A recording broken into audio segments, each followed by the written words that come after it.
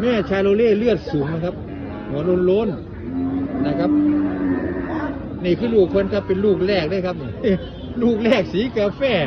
ชาโลเล่นี่นะครับเน้นแม่เพิ่นนะครับประมาณจัง1.30 เม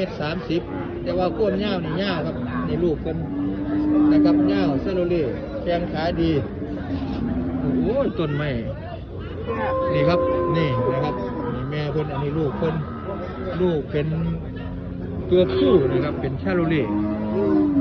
นี่เท่าไหร่ก่อนยายจุน 22,000เบิ่งขนาดเจ้าผม22,000เบอร์โทรครับ080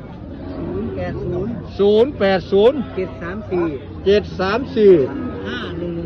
5116 5116เอาแม่ลูก